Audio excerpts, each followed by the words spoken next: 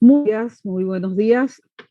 Tengan todas y todos nuestros invitados por esta plataforma y los que también están conectados ya con la plataforma del YouTube. Encuentra con nosotros nuestro director del IDEN, el doctor Aristides Gómez, y también están los invitados de lujo, ambos. Muchísimas gracias por estar en el Instituto de Estudios Nacionales de la Universidad de Panamá. Y las palabras inaugurales de este conversatorio están a cargo del director, el doctor y catedrático de la Universidad de Panamá, Aristides Gómez.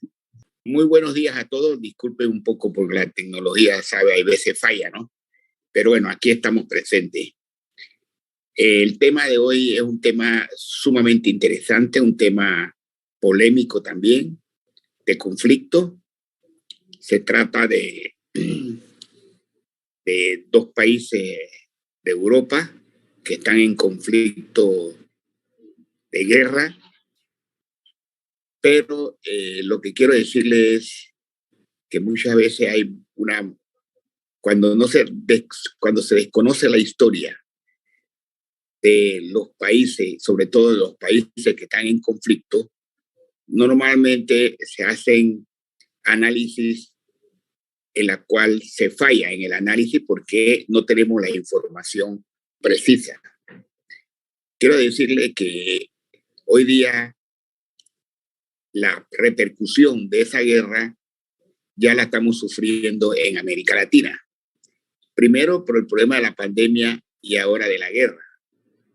Eso ha concluido de que hoy día vivimos ante un proceso inflacionario y que supuestamente el aumento de las tasas de intereses en Estados Unidos resulta que para nosotros en América Latina vamos a tener que aumentar los intereses mucho más que los Estados Unidos para poder equilibrarnos en materia de inflación.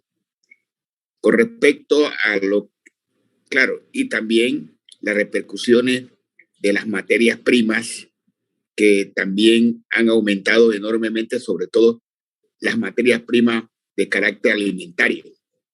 Y por la razón por la cual se está disparando los precios de los alimentos, y ya sabemos la parte del combustible que ha aumentado enormemente el precio del crudo, y esto significa que cuando aumenta la energía, en este caso el petróleo, significa un aumento generalizado más el proceso inflacionario.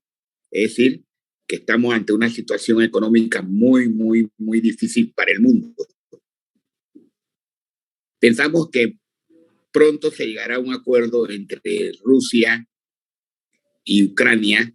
Ya están conversando y posiblemente se llegue a un acuerdo. Ya el presidente Zelensky ha dicho que definitivamente la OTAN no se va a establecer en Ucrania. Y eso es una buena, digamos, una buena acción porque eso destranca un poco las conversaciones, y hay otros aspectos que que se tomen en cuenta, como el caso de Crimea. Cuando se habla de Crimea, la gente piensa que estamos hablando de una gran zona. Estamos hablando de 27,000 kilómetros cuadrados, que es importante en la zona porque se encuentra a la entrada del Mar Negro, el Mar Azov. El Mar Azov es un mar interior que tiene poca profundidad, tiene aproximadamente 5 metros en la parte más profunda, y a su vez se congela en el invierno casualmente por la poca profundidad que tiene ese mar, que es un mar interno del Mar Negro. Entonces, eso es una zona muy sensitiva desde hace muchísimos siglos. Se ha convertido en una zona casualmente porque convergen muchos países al Mar Negro. Muchos países convergen allí. Con el tema, pensamos que sí se va a hacer las negociaciones. Yo parto del principio básico.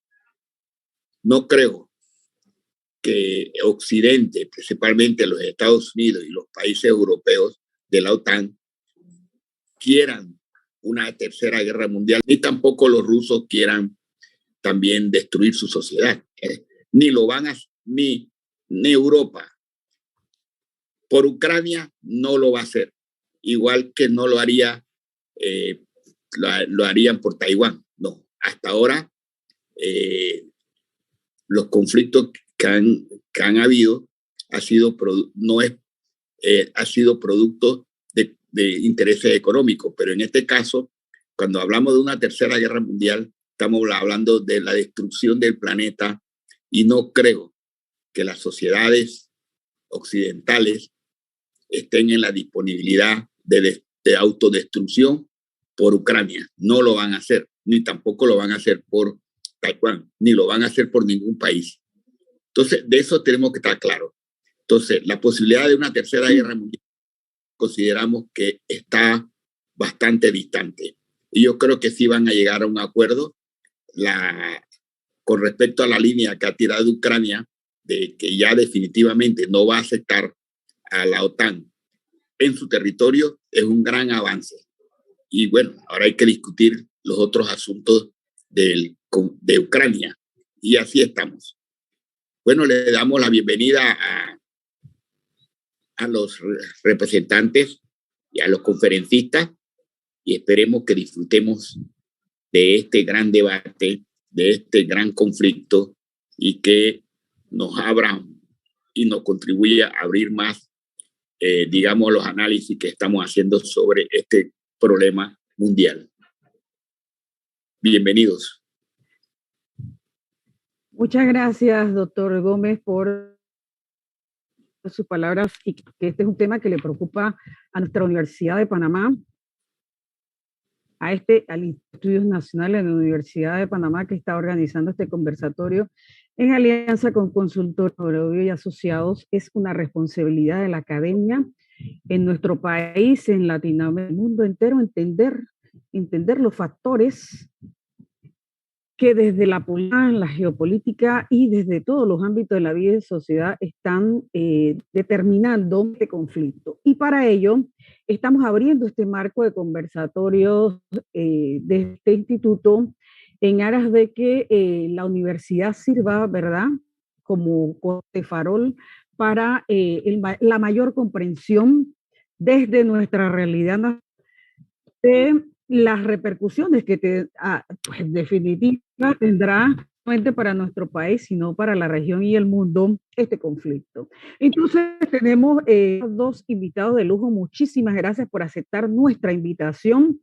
Tenemos un invitado internacional, amigo, Héctor Bernardo, que haciendo uso de la palabra por ser nuestro invitado internacional, y en segundo lugar estará otro invitado de lujo de nuestra casa, de Octavio Méndez Pereira, el compañero Jorge Vélez, que además pertenece al Centro Regional Universitario de San Miguelito de nuestra Universidad de Panamá. Así que me es muy grato, Héctor, saludarte, sentarte. La verdad que le dije a Héctor que me mandara una nota sucinta de gran trayectoria como periodista que muchos de nosotros le conocemos en Panamá y en toda América Latina, bueno, en el mundo, Héctor. En realidad, tu trabajo habla muy bien de la formación que la academia viene realizando desde el inicio de la universidad a una profesión tan importante, clave, justamente para entender estos procesos humanos, en este caso, la guerra, que es el periodismo. En periodismo es lo que tiene que imponerse. Así que para nosotros es un gustazo y tenerte aquí. ¿Quién es Héctor Bernardo? Él es periodista, es escritor, es analista político, es profesor de la Universidad Nacional de La Plata, es profesor de Introducción al Movimiento Social y Político Contemporáneo, es director del Observatorio Latinoamericano de Comunicación y Procesos Políticos de la Facultad de Periodismo y Comunicación Social de La Plata, es autor de los libros Estela Colina, Íntima, una cosa de la historia. Es un libro prólogo de Fidel Castro. También tiene libros sobre título Bisagra acá, el kirchnerismo, el contexto latinoamericano, el libro Fidel Castro en la memoria argentina.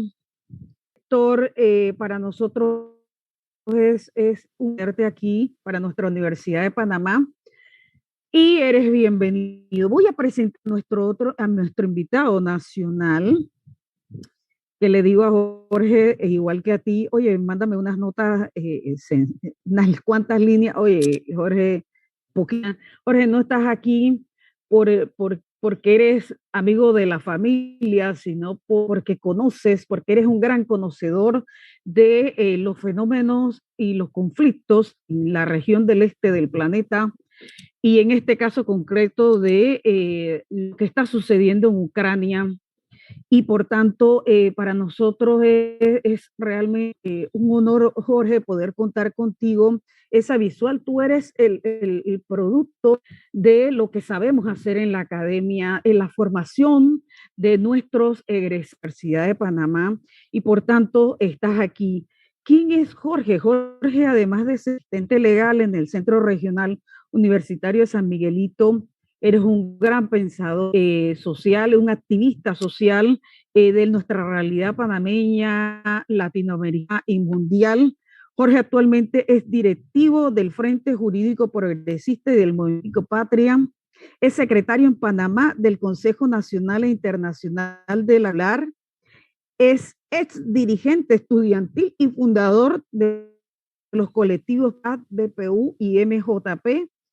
También es ex miembro directivo y fundador del Partido Alternativa Popular, y sobre todo, Jorge, que es bastante reconocerte el gran aporte que has hecho a las luchas sociales, las últimas generaciones, las últimas tres décadas en nuestro país, invasión a Panamá en 1989. Así que muchísimas gracias a ambos por estar. Y vamos a comenzar porque hoy vamos a hacer un ton de lo que, como bien señaló el director del Instituto de Estudios Nacionales, tocará también identificar el impacto que tendrá esta guerra en la realidad panameña, que lo estaremos viendo el próximo viernes, con dos también es de lujo de nuestra casa de Méndez Pereira. Estará con nosotros el catedrático doctor Gilberto Bután, que estará viendo desde el derecho internacional cómo afectará esta guerra a nuestro país. Y estará también con nosotros desde el punto de vista, junto con nuestro director, que también es economista, el doctor Juan Jovane, porque tendremos tres intervenciones, incluyendo a nuestro director, porque en una semana estaremos viendo realmente las repercusiones, impacto que tendrá para nuestro país esta guerra que recién comienza. Entonces, vamos a iniciar por entender, bueno, sigamos adelante. Y esto va a ir creciendo. Les decía, vamos a empezar por el principio, que es lo que queremos ver en este conversatorio de hoy. Orígenes de esta guerra, no solamente políticos y sociales, sino también eh, económicos y culturales. Ricardo, ¿cómo identificas tú hoy eh, esos factores, multifactores que están interviniendo en los orígenes y las causas de este fenómeno, de este mundo militar y que ya tiene otros escenarios, como por ejemplo económico? Bienvenido, Héctor, y misma pregunta. Bueno, Rebeca, muchísimas gracias por la invitación. Agradezco a Arístides también sus palabras. Para mí un placer estar hoy aquí con ustedes, con Jorge, compartiendo esta charla. Tengo muchos gratos recuerdos de mi visita a Panamá, muchos amigos por allí que me aprecian mucho y a los que yo aprecio mucho también. No puedo dejar de tener un recuerdo especial para Cecilio Simons, que ya no está con nosotros y que me ha entrevistado en más de una oportunidad, y la verdad con quien había entablado un vínculo muy, muy afectuoso. para ir al tema que nos convoca hoy, y como vos bien señalabas, Jorge, aprovechando también el control un poco de esta plataforma, ¿no? Porque hay gente que intenta atacar este conversatorio y todo lo que se intente hacer desde el campo popular. En cualquier parte del mundo, en Argentina pasa también cotidianamente, hay estos ciberataques, esto que se usa la palabra en inglés, ¿no? Los trolls que se meten en las charlas, que interrumpen para no dejar escuchar, porque lo que no quieren ellos es que se escuchen otras voces, ¿no es cierto? Que se escuchen otras voces que planteen misiones distintas del mundo, que ayuden a la sociedad a reflexionar, que ayuden a la sociedad a tener una mirada crítica sobre lo que está pasando en el mundo. Y esto en un marco de una guerra no es tampoco un hecho casual. Como vos bien señalabas, y también quiero decir esto antes de pasar puntualmente al conflicto que nos convoca hoy charlar, yo soy un producto de la academia argentina, un producto de mi formación, es producto de esa academia, y de un recorrido en algo que reivindico que mucho en nuestro país y que espero siempre siga así, que es la educación pública y gratuita. Yo me formé desde mi infancia hasta mis títulos de grado en la educación pública y gratuita, y eso es fundamental para que los pueblos puedan crecer, puedan desarrollarse, puedan tener un sentido crítico y puedan incluso tener esperanzas de ascenso social o de cambiar su condición social. Entonces, sin más preámbulo, paso a lo que vos me decías, Rebeca. Estos muchos medios de comunicación, que también es tal vez lo que yo me especializo en ver desde mi mirada como profesor de una facultad de comunicación y como periodista, muchos medios de comunicación nos han hecho creer o nos han hecho entender a la mayoría de los ciudadanos que este es un conflicto que parece que comenzó hace 3 semanas. Y en realidad es un conflicto que se remonta como mínimo a 2014. Como mínimo a 2014. Y se podría remontar mucho más allá, tal vez incluso desde finales de la Segunda Guerra Mundial, cuando Europa queda partida en dos partes y Europa occidental queda en manos de los aliados y de los sectores que estaban vinculados y respondían a Estados Unidos, y Europa oriental queda más cerca de la Unión de Repúblicas Socialistas Soviéticas, que es además la gran triunfadora en la Segunda Guerra Mundial, ¿no es cierto? Porque las películas norteamericanas nos han contado que la derrota al nazismo se la debemos al desembarco en Normandía, al famoso Día D y a la avanzada norteamericana y de los aliados contra los nazis. Y la realidad es que si bien obviamente que jugaron un rol fundamental en la derrota contra el nazismo,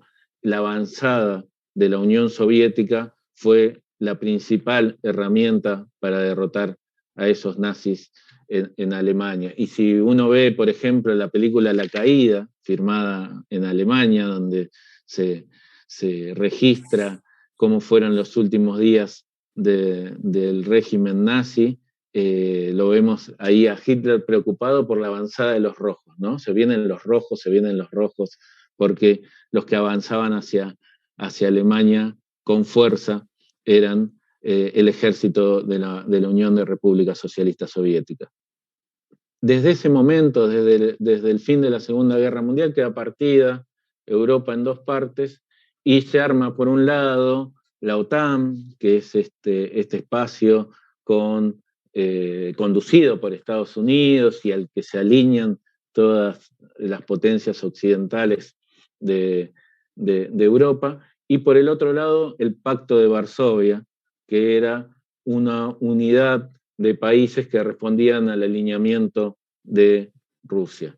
Cuando comienza la caída del muro, cuando comienza el proceso del derrumbe del campo socialista, esa salida es pactada, esa salida es acordada, no es que un día se derrumbó el muro, se cayó el campo socialista y listo. Hay una salida acordada con muchísimas negociaciones con las potencias occidentales, y entre esas negociaciones, una de las principales, la que pacta Rusia, la que acuerda Rusia con Estados Unidos, es que se iba a desarmar el Pacto de Varsovia, pero la condición era que la OTAN no avanzara hacia el este, hacia la frontera con Rusia, con la incorporación de más países. Eso se arregla a principios de los 90 y Estados Unidos, como en muchas otras ocasiones, incumple su palabra, incumple sus acuerdos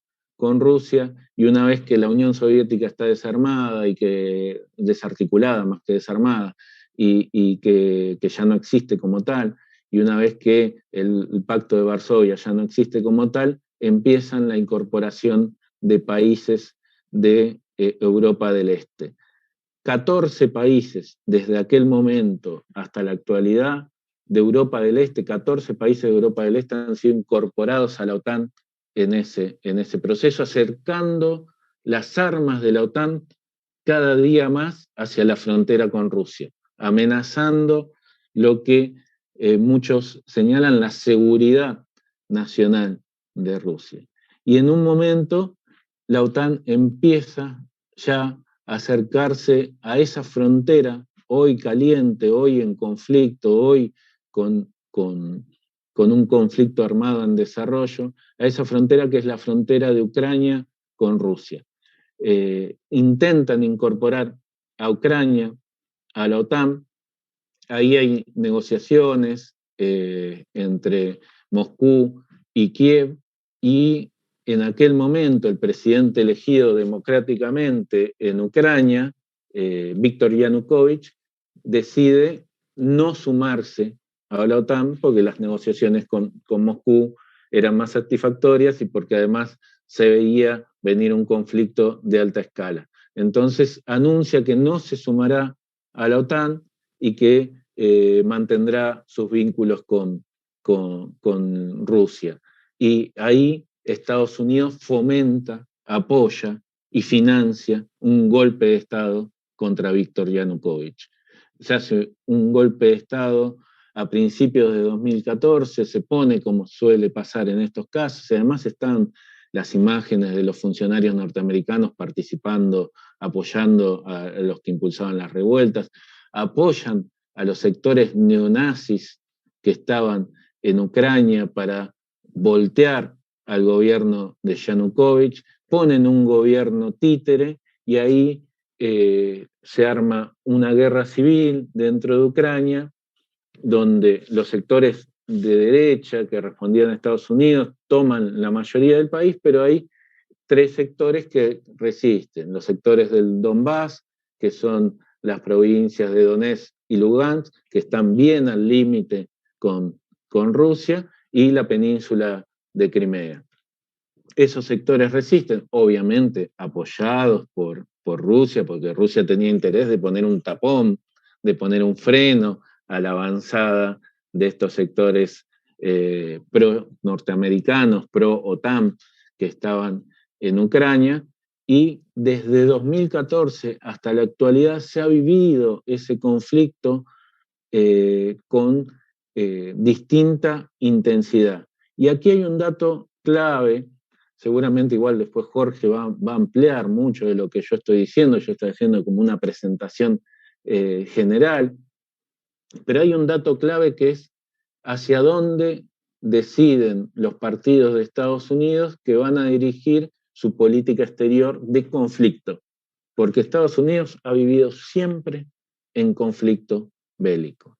Y siempre tienen que tener un enemigo que le permita revitalizar su industria militar, que le permita reordenar su estrategia geopolítica, que le permita tratar de reconstruir su carácter hegemónico en el mundo. Entonces vemos cómo cuando Joe Biden era el vicepresidente de Barack Obama y los demócratas tenían como punto de foco, de conflicto, Ucrania, se da ese golpe en 2014 del que hablaba recién y se inicia todo ese proceso de conflicto teniendo a Rusia como el principal enemigo, y el encargado de manejar la situación en Ucrania era Biden como vicepresidente.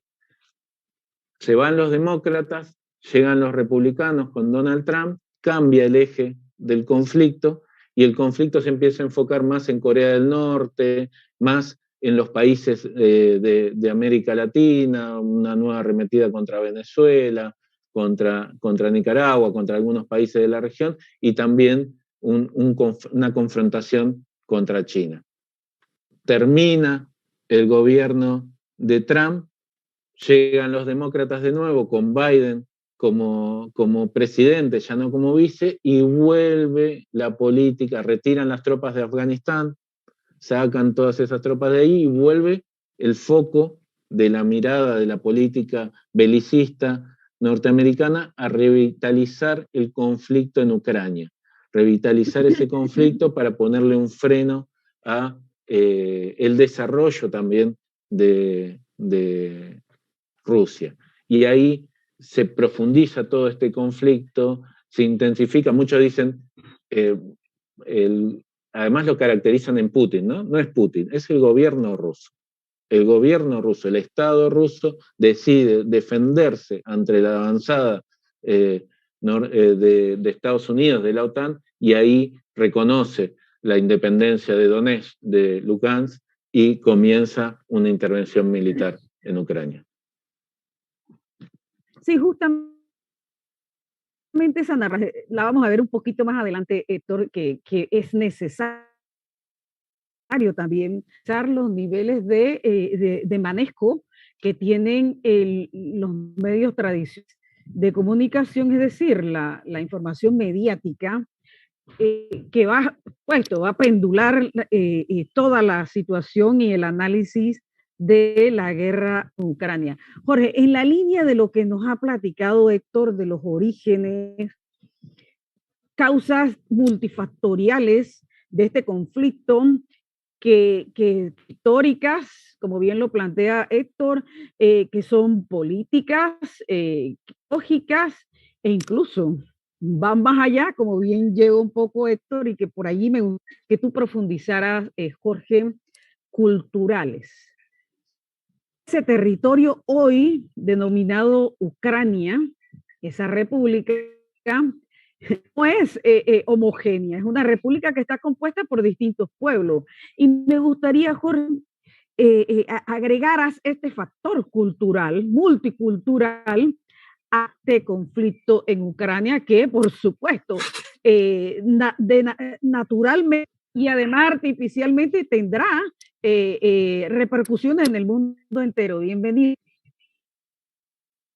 Bueno, ante todo, muchas gracias, estimada compañera y socióloga Rebeca Yanis, por esta invitación, al IDEN por su auspicio institucional y orgánico para la realización de este evento. Saludos al compañero Bernardo. Ha sido una introducción bastante elocuente y al mismo tiempo bastante sintética de esta situación, que tiene, tal cual como decía Bernardo y señalabas tú, Rebeca, connotaciones de carácter mediato y connotaciones de carácter inmediato. Es decir, hay factores de carácter histórico que vienen de vieja data y hay factores que se concatenan a los factores históricos, pero que se pueden entender como factores más o menos recientes, contemporáneos o actuales.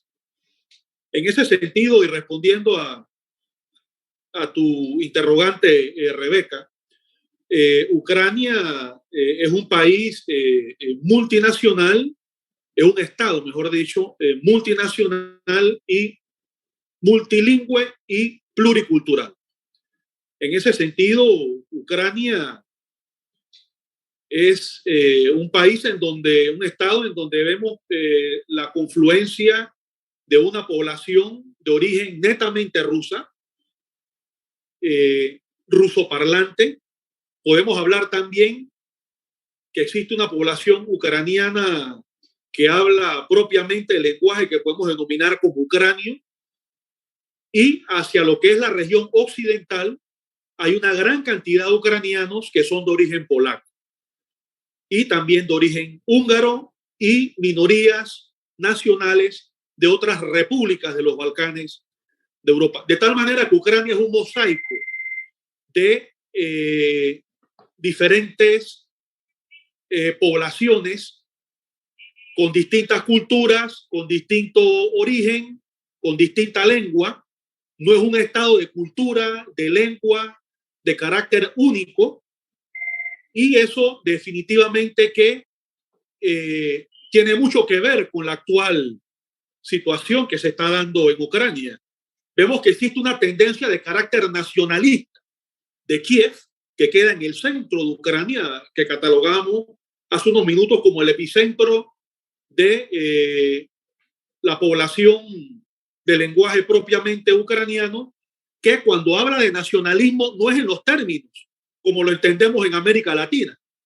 El nacionalismo antinorteamericano, antiimperialista, el nacionalismo de carácter popular, el nacionalismo mestizo multiétnico que se engloba en el contexto de los estados nacionales latinoamericanos, sino que el nacionalismo ucranio es un nacionalismo que pretende ser racialmente superior contra otros pueblos dentro del propio Estado de Ucrania, contra Rusia y otros pueblos de la región de Europa del Este.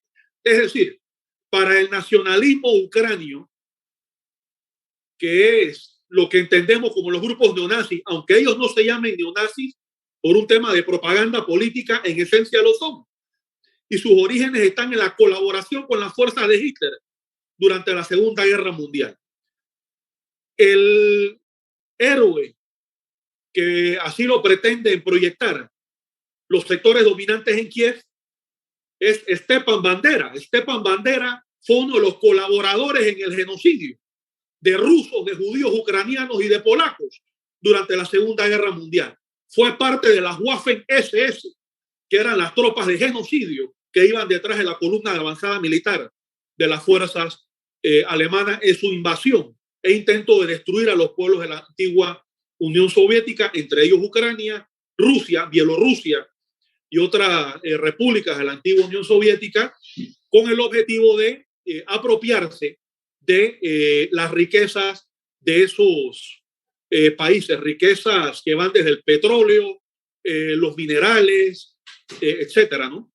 Es lo que el imperialismo alemán, encabezado por Adolfo Hitler, identificaba como el espacio natural de expansión del imperio alemán.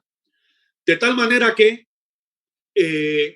esto tiene mucho que ver porque en la última década, a partir del golpe del Maidán, como señalaba Bernardo, del 2014, en donde los grupos fascistoides toman el poder, se acrecenta el intento de construir un Estado ucraniano de cultura y nación única, lo cual en consecuencia genera una contradicción con otras minorías del Estado ucraniano, y eso vincula de una u otra manera a Rusia, tomando en cuenta que dentro de Ucrania hay un 33% de la población que habla únicamente ruso y hay otro gran porcentaje de la población que habla de los lenguajes, el ruso y el ucraniano.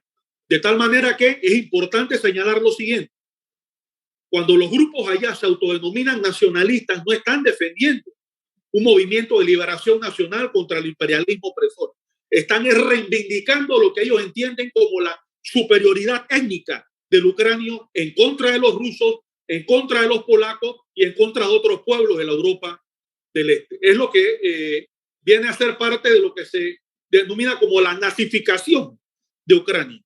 Y una clave para la paz y para la solución de este conflicto es la necesidad que existe de contrarrestar la existencia de estos grupos abiertamente no nazis, que son auspiciadores e impulsadores de la idea del genocidio contra los rusos y otros pueblos de la región. Cuando en América Latina y en general en Occidente, hablamos de la Segunda Guerra Mundial y del genocidio, lo entendemos de una manera muy distinta como lo entienden los rusos, que fueron objeto de un proyecto de aniquilación durante la Segunda Guerra Mundial, que trajo como resultado la muerte de 20 millones de soviéticos, dentro de los cuales murieron una gran cantidad, millones de rusos. Cuando estos grupos desde Kiev toman el poder y reivindican a Stepan Bandera y a los símbolos de la ideología nazi, el pueblo de Rusia inmediatamente se siente bajo el peligro no solamente de una agresión militar, sino de una avanzada aniquilación y de exterminio. Eso es importante que lo entendamos para que podamos entonces dimensionar cuáles son las causas del conflicto. Como decía Rebeca, son causas de distinta índole, pero el aspecto cultural e ideológico es fundamental. Así es, Jorge. Mira, ahora vamos a transitar por un aspecto que señaló en su primera intervención Héctor Bernardo y que quiero, con la construcción de la narrativa que desde Occidente se está en los medios. El profesor Gómez está levantando la profesora. Su micrófono.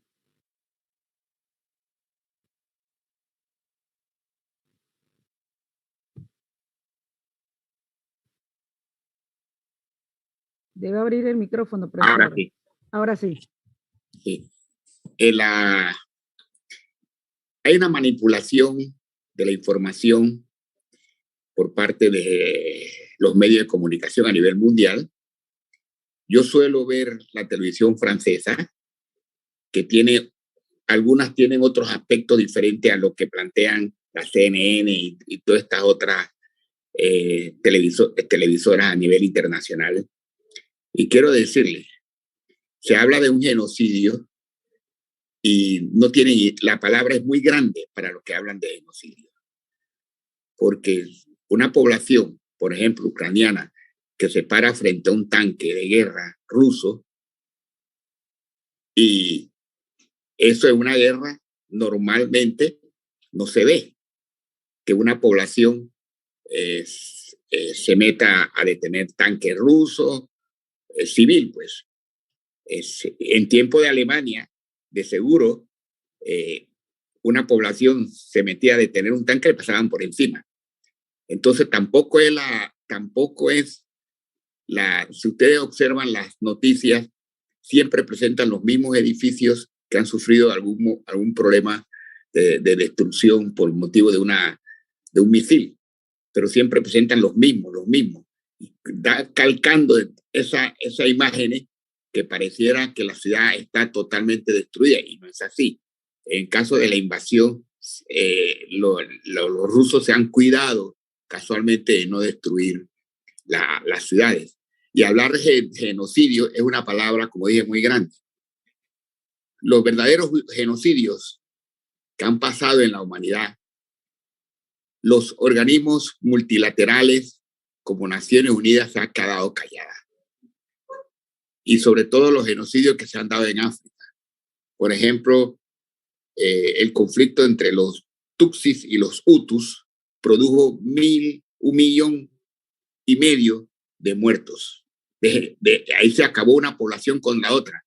Y sin embargo, las Naciones Unidas, a pesar que tenían sus ejércitos de cascos azules, no hicieron nada. Y después que hubo la matanza, fue que el Consejo de Seguridad se pronunció que cuando un pueblo estaba al borde de ser exterminado, las Naciones Unidas intervenían. Ya había pasado la matanza que se hizo en Ruanda y Burundi, sobre todo en Ruanda. También tenemos, por ejemplo, la matanza de los armenios, que fue más de un millón de armenios fueron exterminados por parte de los turcos. Sin embargo, los países occidentales tampoco dijeron nada. En el caso de Serbia también, contra los musulmanes, matanzas, por ejemplo, en pueblos, en ciudades, que hubo más de 8,000 muertos asesinados a sangre y fuego. Entonces, hablar de genocidio, tenemos que hacerle recordar a Occidente, y principalmente a los norteamericanos, que produjeron más de 2 millones con los bombardeos que hacían a Hanoi en Vietnam y que asesinaron más de 2 millones de personas. Entonces, esos sí son genocidios. Entonces, y de destrucción masiva de las ciudades. Entonces, tenemos que tener mucho cuidado y contrarrestar el efecto ese de hablar de genocidio, porque sí han habido genocidios en la humanidad y patrocinados por los países occidentales y sobre todo y parte de ese genocidio también ha sido causado por los Estados Unidos con sus guerras en los países del tercer mundo. Gracias. Así es, doctor Aristides. Y miren, en esa vía voy para construir desde sus perspectivas del periodismo y de la perspectiva de las ciencias políticas, que es lo que estamos evidenciando con esta guerra, bueno, que no dista mucho de las que hemos estado viviendo del 90 para acá y un poco antes también, en las que ha intervenido Occidente y concretamente los Estados Unidos, el gran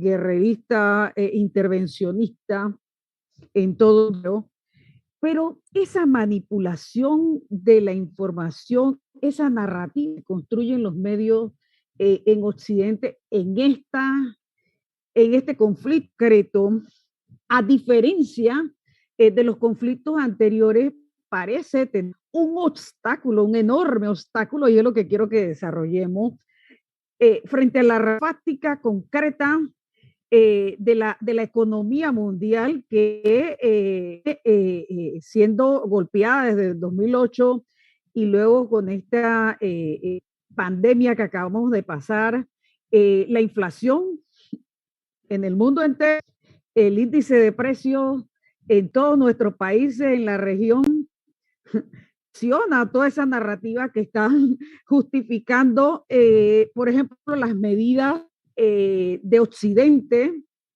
frente a Rusia, escenario de esta guerra, que lo han traspolado al escenario comercial. Hay un choque entre lo positivo que estas narrativas que las poblaciones asimilen, reconozcan, además alaben el accionar de su potencia hegemónica en económico, pero que están resultando como un boomerang para las propias sociedades. En ese sector sí que se está nuevamente poniendo en la, más bien diría en el fuego directamente. Por un lado, el ejercicio del periodismo que tú platicabas hace un momento, el manejo de la información, o más bien la manipulación de la información que tienen muchos medios occidentales, el tema de, hombre, todos hablamos del derecho nacional, del derecho de nuestros estados a la libre opinión, información, etcétera, y todo eso está bueno en el fuego, pues. A ver, Héctor, ¿cómo ese escenario de la comunicación, la guerra en ese escenario de la comunicación? Bueno, Rebeca, es un tema hasta para un seminario, te diría, ¿no? Es un tema para extenderse en muchos aspectos. La información es poder, eso lo sabemos los que trabajamos en el periodismo y los que nos reconocemos también militantes del campo popular, ¿no es cierto? Del campo popular de la patria grande, del campo popular de los pueblos del mundo que luchan por soberanía, por independencia, por justicia social, digamos. Y creo que esa es la diferencia tal vez entre algunos periodistas y otros, ¿no? Porque después los medios, los grandes medios de comunicación, hoy por hoy son empresas que trabajan con intereses de empresas, no trabajan por el bien común, no trabajan por la información veraz, no trabajan por formar con esa información a un pueblo para que sea más libre, para que pueda elegir de mejor manera, sino que lo que buscan los medios hegemónicos de comunicación en términos generales es controlar la información y poner de relieve algunos datos, hacer hincapié, aunque no mientan, ¿no? En algunos casos, en muchos casos mienten, pero en otros casos lo que hacen es poner de relieve una información y esconder otra.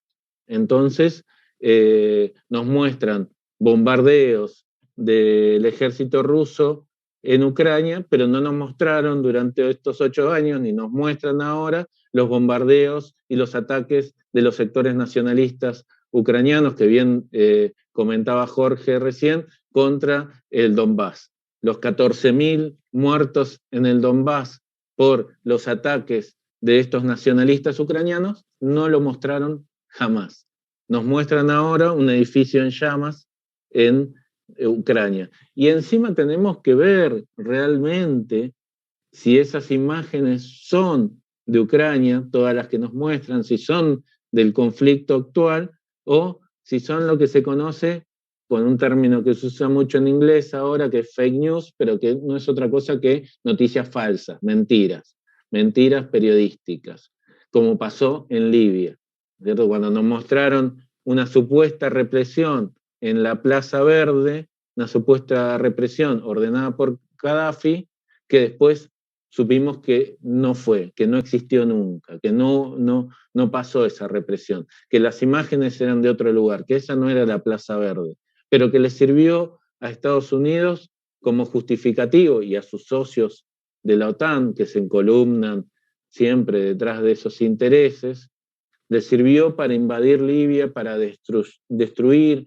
ese pueblo que era el del mejor desarrollo social y económico de África del Norte, para partirlo en un montón de pedazos, para dejar ahí un conflicto social que todavía va a llevar mucho tiempo para que se resuelva, para matar de una manera terriblemente cruel a su presidente, para instalar a distintos grupos de mercenarios que después le permitan saquear los recursos económicos de ese país a diestra y siniestra.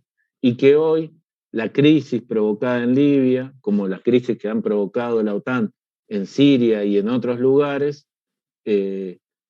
Europa después no se quiere hacer cargo de ser cómplice de esa crisis, ¿no? de los que cometieron esa crisis. Cuando viene la oleada de migrantes, la oleada de personas que huyen de Libia, que huyen de Siria y que quieren llegar a Europa, los europeos les ponen vallas, les ponen alambrados, lo frenan en el mar para que no lleguen nunca y no los quieren recibir. Pero es la consecuencia de sus propias acciones, es la consecuencia de la violencia que han desatado en esos países, que los han destruido, que los han sumido en crisis profundas.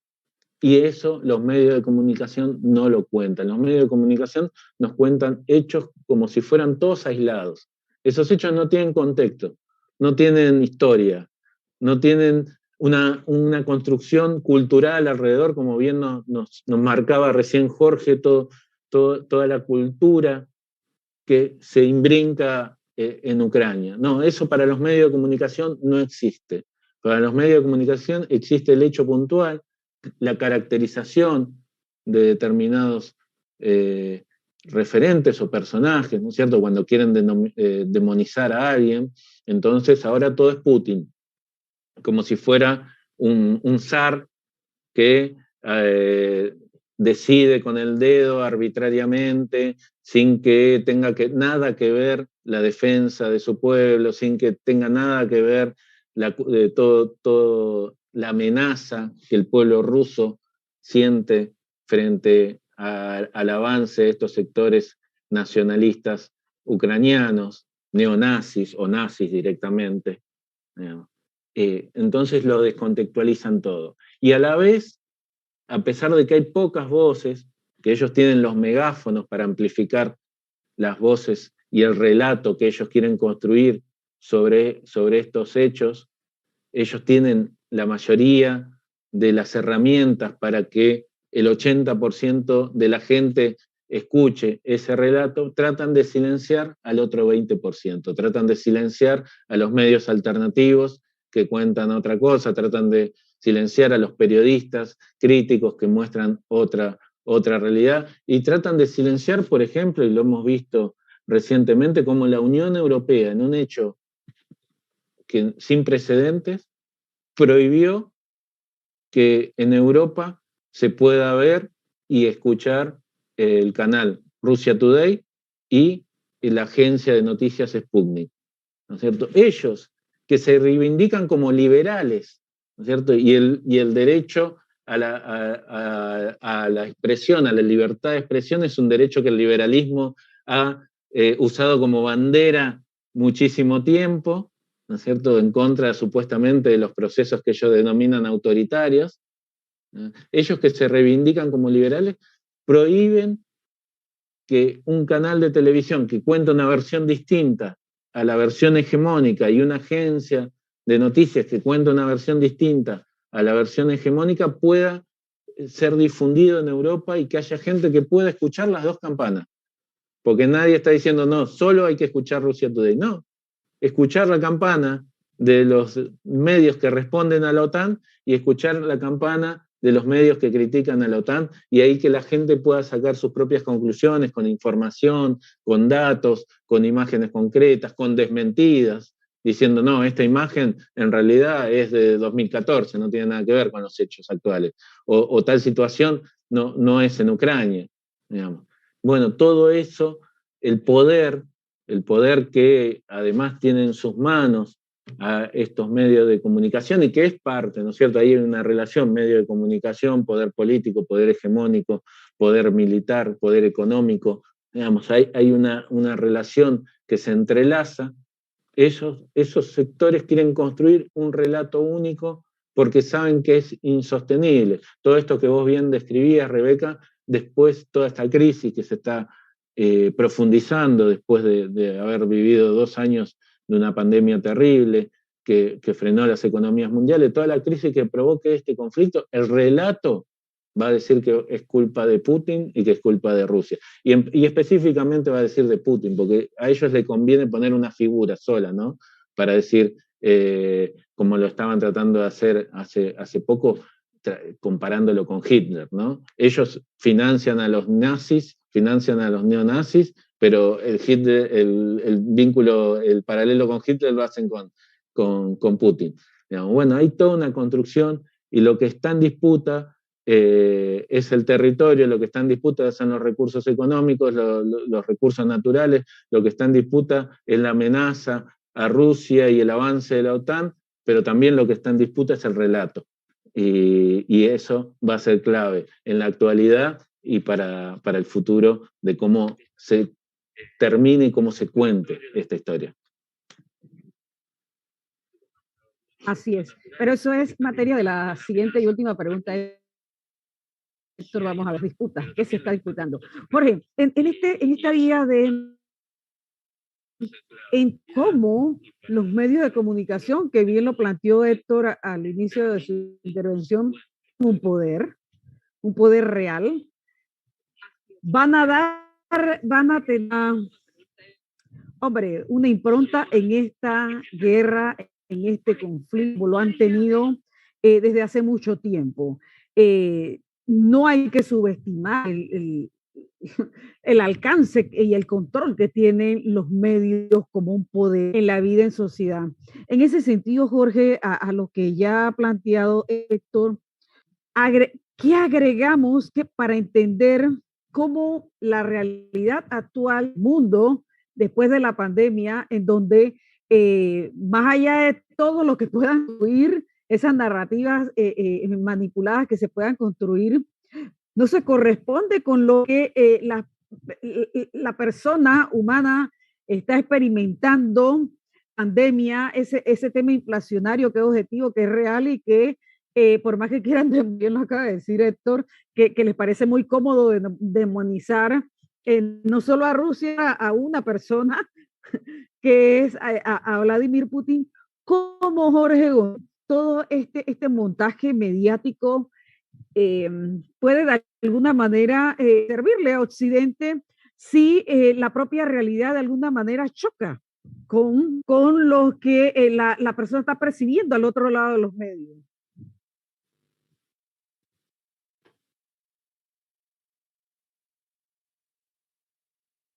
No, tienes el micrófono cerrado, Jorge.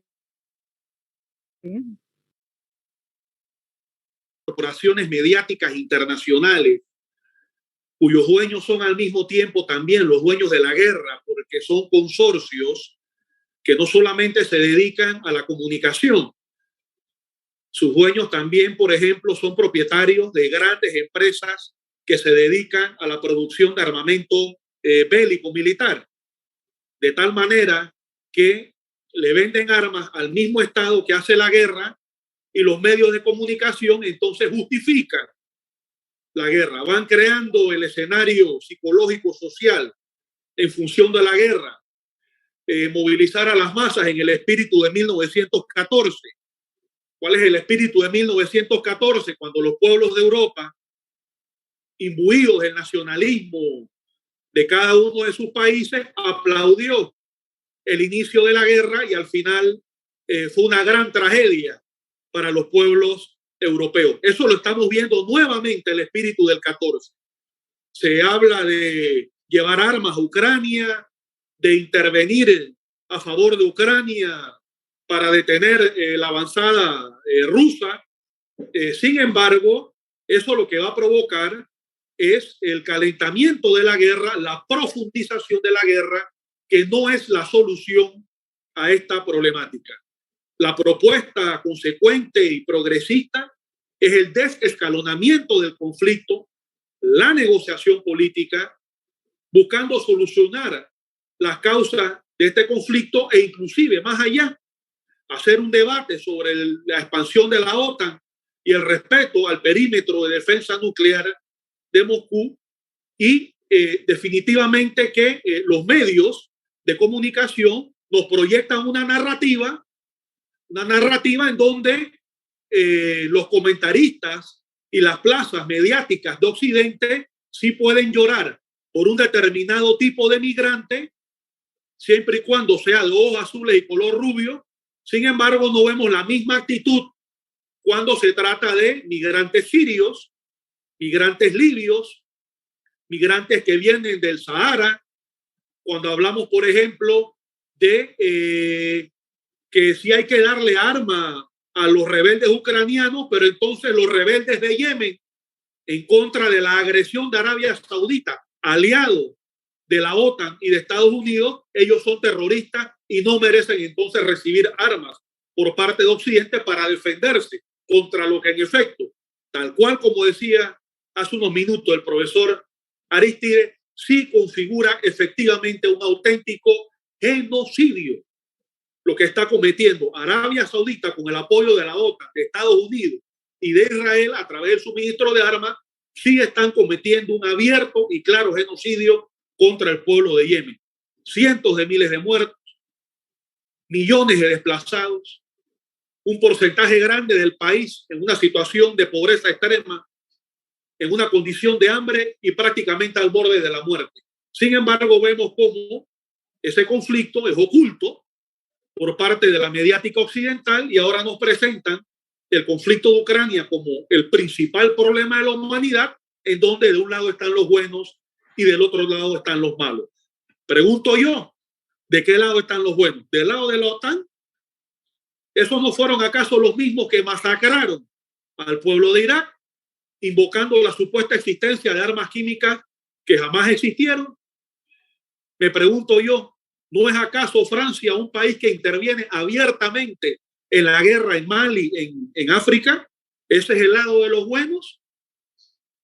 ¿No es el Estado de Ucrania aquel mismo que también participó de la guerra contra Irak, porque envió tropas junto a Estados Unidos para invadir Irak y destruir la soberanía y la independencia de ese pueblo? ¿Esos son entonces los buenos y los rusos nada más los malos? ¿Qué pasó con las más de 20 guerras que hay a nivel internacional? ¿Qué pasó ahora mismo con el conflicto? ¿Dónde está el papel de los medios de comunicación? en el conflicto que actualmente hay en Camerún? ¿Dónde está el papel de los medios de comunicación en el conflicto que actualmente hay en Somalia? ¿Dónde está el papel de los medios de comunicación en el conflicto político-militar que en este momento hay en Myanmar? ¿Dónde están los medios de comunicación? Me pregunto yo y se preguntan algunos. En el conflicto que hay en Mindanao, en Filipinas. ¿Dónde están los medios de comunicación en la lucha de independencia del pueblo del Sahara Occidental en contra de la invasión de la monarquía marroquí, aliada, súbdita y vasalla de los intereses de las grandes potencias capitalistas occidentales, Francia, Gran Bretaña, Estados Unidos? Como decía Bernardo, ¿a dónde estuvieron los grandes medios de comunicación cuando durante 8 años bombardearon de manera permanente?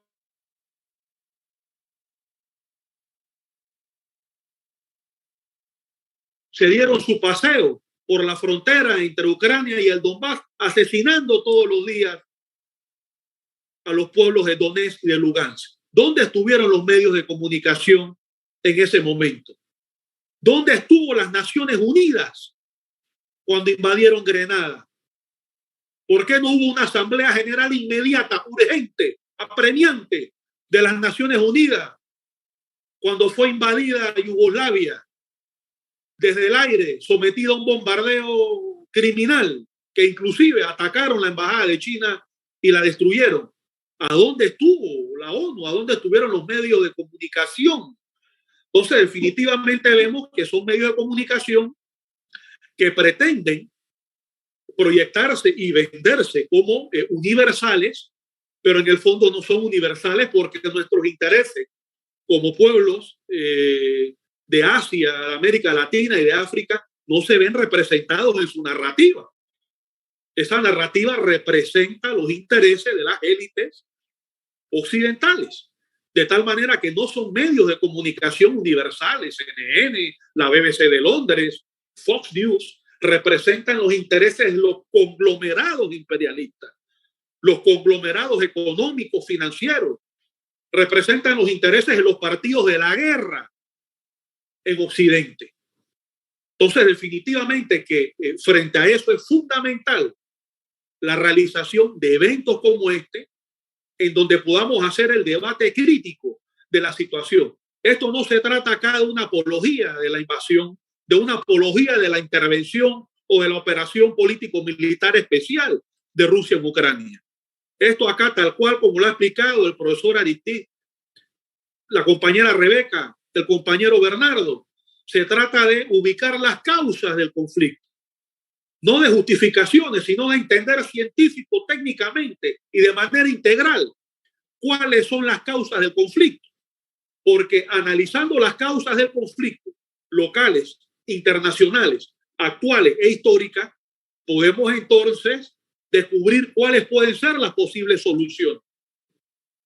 Las guerras desaparecieron en Europa tras la Segunda Guerra Mundial y la instauración de gobiernos de carácter socialista, gobiernos populares en Europa Oriental. Pero la guerra reapareció en Europa una vez desaparece el socialismo. Solamente el socialismo, a través de una ideología que unifica a los pueblos en el concepto de la solidaridad y de la hermandad, era capaz de mantener unidos a los pueblos de Europa, que una vez desintegrada la Unión Soviética y el bloque socialista oriental, quedaron presos de los nacionalismos y de los extremismos étnicos y de los chauvinismos, auspiciados y financiados desde las metrópolis occidentales de Europa y Estados Unidos de Norteamérica. De tal manera entonces que acá la solución que no proyectan los medios de comunicación es el desescalonamiento del conflicto, la negociación política y abrir un debate internacional sobre el papel de la OTAN. Las Naciones Unidas tienen que entrar a discutir si es legal o no es legal la constitución de bloques militares de agresión contra los pueblos. La OTAN se configuró y se constituyó supuestamente en contra de la amenaza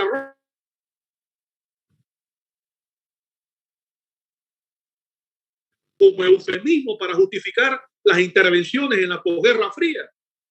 Ahora nuevamente despiertan el enemigo rojo, el miedo, la rusofobia, para cuadrar, para contextualizar a los pueblos de Europa en el partido de la guerra que va de la socialdemocracia nuevamente, pasando por la derecha y la ultraderecha, para llevar a la opinión pública y a los pueblos de Europa como carne de cañón a un conflicto geoestratégico, político, militar de implicaciones potencialmente atómicas en contra de Rusia. Entonces, las fuerzas progresistas, las fuerzas de la transformación social, las fuerzas del humanismo activo, aquellos que hoy día nos ponemos la camisa de Rosa Luxemburgo y de Karl Liebknecht, quienes en 1914 en el Parlamento de Berlín hicieron un llamado a la paz. No es la paz de los inocentes la que proponemos, es la paz protagónica, beligerante y crítica de los pueblos que luchan por la igualdad, por la solidaridad y por un futuro de justicia social, de cooperación y de intercambio justo entre las naciones. Jorge, bueno, ustedes siempre me llevan como un paso adelante porque en esta última idea, última pregunta, justamente para cerrar este fantástico conversatorio. Como hablamos en la segunda pregunta sobre esa terrible censura a la información, a la acción, justamente de parte de Occidente, que dice que es el amante y el salvaguarda de estos principios y estos derechos de libertad de la comunicación y de la información. También ha quedado demostrado que todas las sanciones en el plano económico de Occidente a Rusia, lo que demuestra es control del sistema financiero, del sistema capitalista en la vida, que realmente hoy en el siglo XXI, y tenemos que reconocerlo, y es parte, se está dilucidando en esta guerra la interdependencia que no solamente los estados y las naciones, sino tenemos que decirlo, que es lo más de nuestros pueblos. Y eso es el tema con el que quiero cerrar este conversatorio de hoy. Cómo esa interdependencia hoy tiene en el escenario no solo a los ucranianos que están en la narrativa de Occidente, sino a esos pueblos que tienen el mismísimo derecho que el resto del globo terráqueo de su nación y su soberanía, como lo son Donetsk y Luján. Así igualmente y Occidente no le reconoce ese derecho, pero realmente todos y todas en nuestras narrativas lo promulgamos, pero no lo respetamos.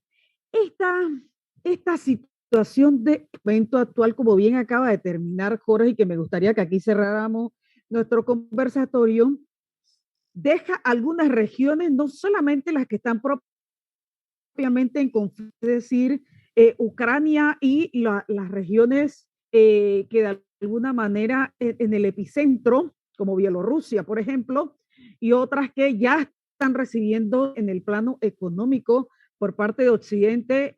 También está desde antes de ayer una ultimátum de el gobierno de los Estados Unidos frente a China, le ha dicho que abiertamente, claramente, que si asume una postura de defensa y de acompañamiento a Rusia, pues recibirá sanciones ejemplares. La verdad que es bien temeraria esas declaraciones del presidente de Estados Unidos a una potencia que yo la verdad que me diría las palabras. Para hacer, ¿cuál es realmente, cómo ustedes vislumbran el escenario de algunos países que están en el epicentro, como por ejemplo, ¿cuál será el papel terrible que al final termine jugando Polonia en este guerra que, como bien señalaron ustedes, es por la sobrevivencia de este sistema ya insostenible, unipolar, hegemónico de los Estados Unidos y sus aliados de la comunidad, que Rusia se ha planteado, no solamente por el tema originario que estuvimos viendo desde el inicio de este conversatorio, que es cultural, que es político, pero que también, como lo dijo ayer en sus declaraciones el presidente de Rusia, lo que está aquí en disputa en este escenario en Ucrania es la continuidad de este sistema unipolar que ya no puede ser más, ¿vale? Y como planteamos, ustedes nos plantean esto que señalaba Jorge, que es esta última pregunta, el papel de la OTAN. ¿Cuál es el papel de la OTAN frente al escenario mundial actual de aquí en adelante? Me gustaría, Bernardo, terminaras tu participación y luego, Jorge, ¿cómo vislumbramos el momento aquí a lo que está por venir en este proceso de cambio y que decirlo ya con toda propiedad desde la academia, de cambios profundos para la humanidad? Héctor. Bueno, Rebeca, una pregunta, la pregunta del millón, podríamos decir que es la que hiciste, ¿no? Muchos especialistas, y yo concuerdo, no, tampoco es una palabra revelada, ¿no? Pero dicen, las guerras se sabe cómo empiezan, pero no se sabe cómo terminan, ¿no? No se sabe hasta dónde se va a extender este conflicto, si va a tener una pronta resolución, ojalá que sí, ojalá que se llegue por los caminos de la diplomacia y de la paz, a los que hasta ahora la OTAN y los nacionalistas ucranianos no quisieron llegar, ¿no? Porque remarco lo que decíamos hace un rato, durante estos 8 años Rusia intentó el camino de la diplomacia, pero del otro lado no hubo respuesta. Del otro lado la OTAN seguía avanzando, del otro lado se seguían enviando armas, se seguía entrenando a los nacionalistas ucranianos, a los nazis ucranianos, se seguía provocando cada vez más, incentivando este conflicto. Hay muchas aristas para ver este tema. Sin duda la crisis de hegemonía a nivel mundial de Estados Unidos cumple un rol fundamental en este conflicto, ¿no? Estados Unidos estaba perdiendo, estaba ya hace rato, digamos, ese mundo unipolar que se sostuvo por lo menos desde el discurso una vez que se derrumbó, se cayó el campo socialista. Ese mundo unipolar duró muy poco, parecía que era el fin de la historia, ¿no? Fukuyama ahí diciéndonos que ya se acabó, que ahora todo es el modelo norteamericano, todo es esta lógica de capitalismo, todo es neoliberalismo, ni siquiera capitalismo, digamos, como lo ha sabido tener en otro momento Estados Unidos, sino un capitalismo neoliberal. Nos querían instalar esa idea, eso duró poco.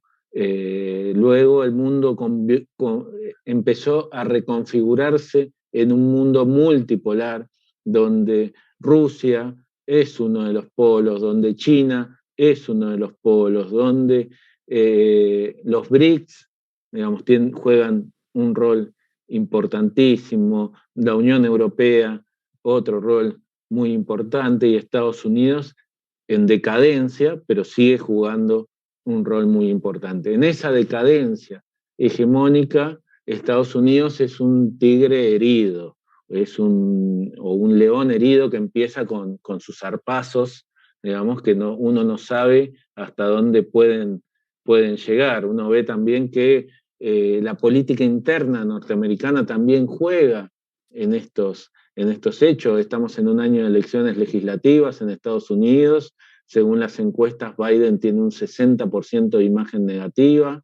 Entonces, reconfigurar su figura con un conflicto, con un enemigo externo tan fuerte como puede ser Rusia, y a la vez tratar de incentivar la industria armamentística norteamericana para reactivar un poco la economía, porque ellos le mandan armas a Ucrania, pero después también le mandan la factura electrónica del costo de esas armas, digamos. No es ni siquiera solidaridad en el conflicto, digamos. Ucrania en algún momento, el presidente ucraniano pidió que se le perdone a Ucrania la deuda con el Fondo Monetario Internacional. Y Europa y el Fondo Monetario Internacional hicieron silencio de radio, ¿no?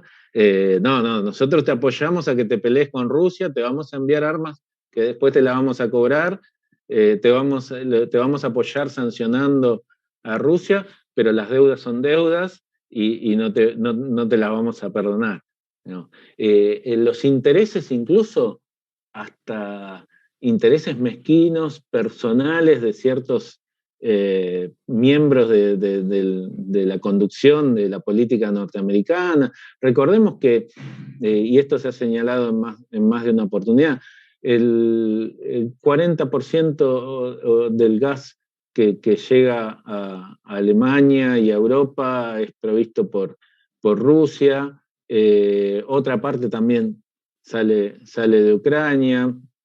El gasoducto que iba a pasar primero por territorio ucraniano con el conflicto de 2014 se frenó, después se profundizó el desarrollo del gasoducto que iba a llegar por el mar hacia Europa, y ahora con este conflicto se vuelve a frenar ese gasoducto. El precio del gas sube un 60% en Europa con todo este conflicto, y ahí está también los negocios familiares de la familia Biden, ¿no es cierto?, con el hijo de Joe Biden, Hunter Biden, que era el CEO, el presidente o miembro del cuerpo directivo de la principal empresa de gas ucraniana, al menos entre 2014 y 2019, ¿no? Apenas empezó el conflicto y hasta 2019 él fue uno de los CEO de esa industria,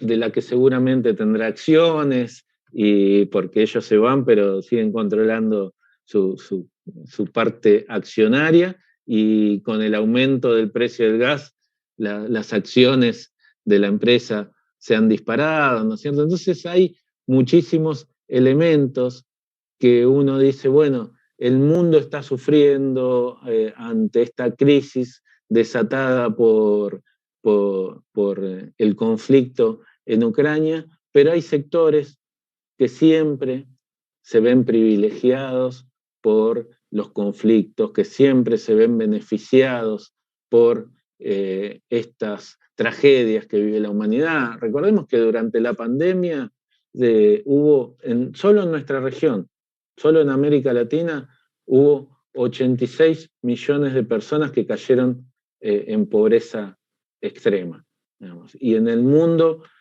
hay más de 200 millones de personas, que ya era un número alto, pero ahora es más de 200, que están en pobreza debido a la pandemia. Pero las personas más ricas del mundo, los 10 hombres más ricos del mundo, multiplicaron su riqueza en 15 veces durante la pandemia. Digamos. 15 veces más ricos que antes de la pandemia son los Elon Musk, los Bezos, todos esos multimillonarios, el dueño de Facebook, Mark Zuckerberg, digamos, todos esos multimillonarios siguen multiplicando su riqueza a costa de que la mayoría de los pueblos sufran. Y solo para cerrar y para terminar con un reclamo a nivel mundial, ¿no?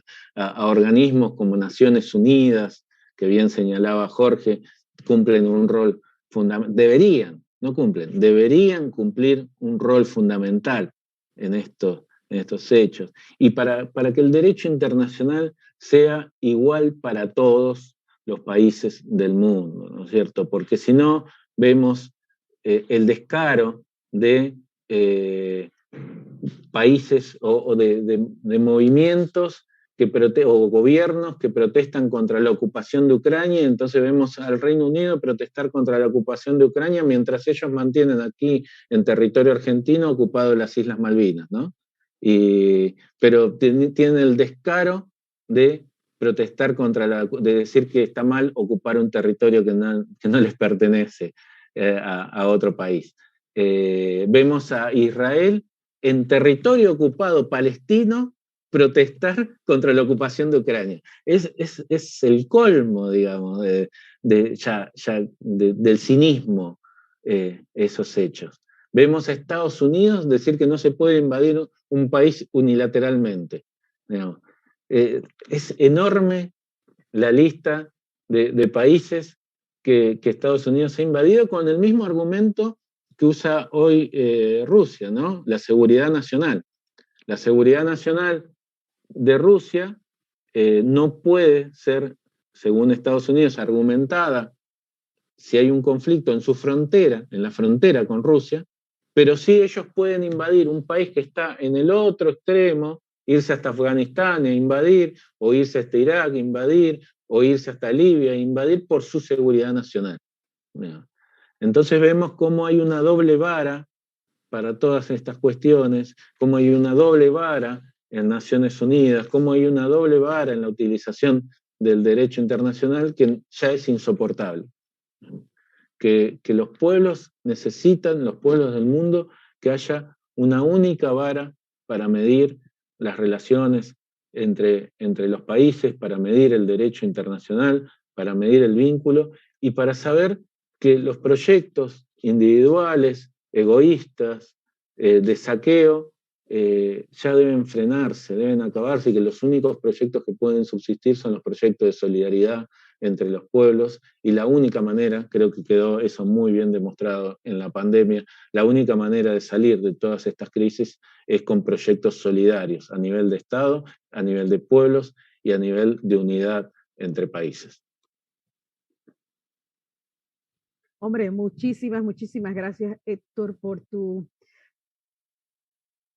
todos tus aportes. Jorge González, para cerrar el momento en el que estamos. Jorge, bueno, vaya, después de lo que ha dicho el compañero Bernardo, que ha planteado de manera muy elocuente cuál es la respuesta estratégica de los pueblos en el siglo XXI y XXII a este intento de la OTAN como brazo militar de las grandes potencias del capitalismo en crisis, dentro del cual Estados Unidos, como potencia vanguardia, como gendarme, está arrinconado y está desesperado por mantener su papel protagónico. Definitivamente que la respuesta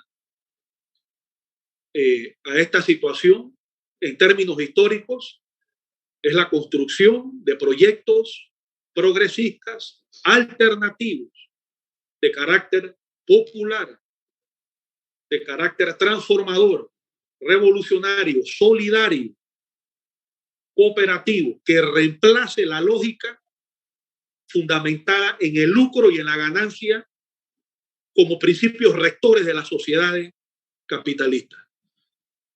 A largo plazo, esa es la gran solución.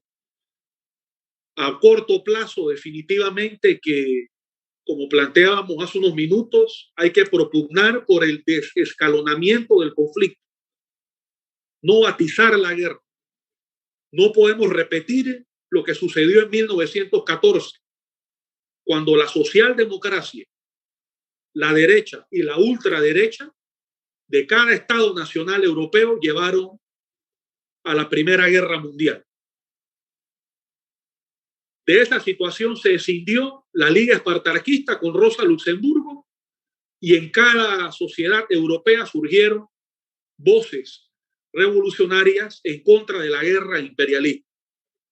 Tenemos que aprender de la experiencia histórica de los maestros y de las maestras como Rosa Luxemburgo, y en este momento plantear la paz, pero no la paz de los inocentes y no la paz acrítica, sino la paz en función de la transformación y de la construcción de un mundo basado en la cooperación. Definitivamente que a mediano plazo, mientras luchamos estratégicamente, no solamente por la transformación de nuestras sociedades en la periferia de las metrópolis, también dentro de las metrópolis imperialistas, hay movimientos sociales, movimientos populares contra el racismo, movimientos feministas, movimientos antibélicos, movimientos obreros que están luchando también por la transformación de sus sociedades y rescatar para el campo popular el botón rojo de la guerra nuclear. Es fundamental que los sectores que apostamos a un mundo solidario y a un mundo de paz rescatemos al planeta del botón rojo de la guerra atómica, que es potencialmente y en última instancia el chantaje al cual puede pretender someter el imperialismo norteamericano a la humanidad con tal de mantener el privilegio de la explotación, de la expoliación y la afectación sobre nuestra soberanía y nuestras independencias. Me identifico con Bernardo y el pueblo argentino en su reclamo histórico, legítimo, válido, de soberanía en las Islas Malvinas. Los mismos que hoy, desde Londres, desde Washington, que permitió la avanzada de la flota británica en contra de Argentina, ahora invocan al mundo en contra de Rusia, son los mismos que mantienen efectivamente una ocupación ilegal, ilegítima, de carácter colonialista y racista en las Islas Malvinas en contra del derecho soberano del pueblo argentino. De la misma manera también como Estados Unidos sigue manteniendo una presencia colonial en la isla de Cuba, específicamente en la base de Guantánamo. En ese sentido, entonces, que este espacio sirva para la reflexión y para unificar voluntades en la construcción de un mundo de paz, de un mundo de justicia y un mundo de cooperación en donde el unilateralismo y el imperialismo cedan a la solidaridad, a la amistad, a la cooperación y al intercambio justo y solidario entre los pueblos, entre los estados y entre las naciones. La utopía sigue viva, digamos, no a la guerra. Muchísimas gracias, Jorge. Muchísimas gracias, Héctor, por sus apoyos en la mañana de hoy. Extraordinario. Esto se está grabando porque es necesario que esfuerzos como este sean replicados para nuestras juventudes, nuestros estudiantes universitarios.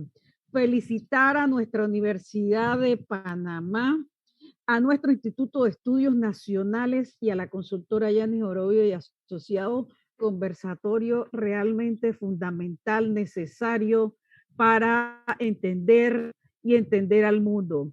Agradecer a nuestro director, el doctor Aristides, por este espacio brindado, a la magistra Virginia Mariscal, nuestra secretaria administrativa, a la magistra Yadira Aguilar, sin ella esto no es posible, coordinadora de prevención y docencia del IDEM, al magíster Arturo González, ingeniero del IDEM, que está aquí controlando toda esta situación. Pedir disculpas por las filtraciones que tuvimos, que pudo controlar Arturo, muchísimas gracias, compañero. Al licenciado Armando Filós, nuestro responsable educaciones y de artes del IDEM, fenomenal todo el trabajo brindado, compañero Filós, muchas gracias. Agradecemos también a todo el equipo el cuerpo de investigadores, al personal administrativo y por supuesto también decirle a todo el equipo de trabajo e investigadores de Consultora Yanis Orobio Asociados por este fantástico conversatorio que estará grabado en nuestra señal de YouTube, en la línea del IDEM, para que sea compartido a toda la familia universitaria y a la verdad hasta donde pueda llegar. Con mucho gusto te lo haré llegar también, Héctor, para que por allá, por Argentina, también puedan realmente ver y hombre, reconocer el esfuerzo que desde la academia, desde las academias de nuestra Via Yala, realmente estamos haciendo. Muchas gracias, Eduardo, periodista argentino de la Via Yala. En realidad no eres solo argentino, eres de la Via. Muchas gracias, y al compañero Jorge González del Centro Regional Universitario de nuestra universidad, nuestra casa de Méndez Pereira. Muchas gracias por tu apoyo. Jorge González, que tengan todos, antes de despedirme, los invito para el próximo un conversatorio de el impacto que tendrá, los efectos que tendrá esa guerra a Panamá, con tres extraordinarios expositores, nuestro director del IDEM, el doctor Aristides, el doctor Gilberto Bután, internacionalista, catedrático de Derecho y Ciencia Político, y también tendremos al doctor Juan Joane, economista, al igual que el doctor Aristides Gómez, porque tenemos que empezar desde la academia a dar las luces de las decisiones que desde el gobierno, que nuestros antes deben tomar en beneficio de la soberanía, de la dominación y del respeto a la identidad, a la integridad del Estado panameño. Muchísimas gracias nuevamente, Héctor. Un abrazo para ti. Gracias, y Rebeca, a vos. Gracias a Jorge. Tremendo conversatorio. Gracias, Bernardo. Un gran abrazo. Igualmente a todos. A todos y a todas. Todos son amigos y aliados del IDEN y de la Universidad de Panamá.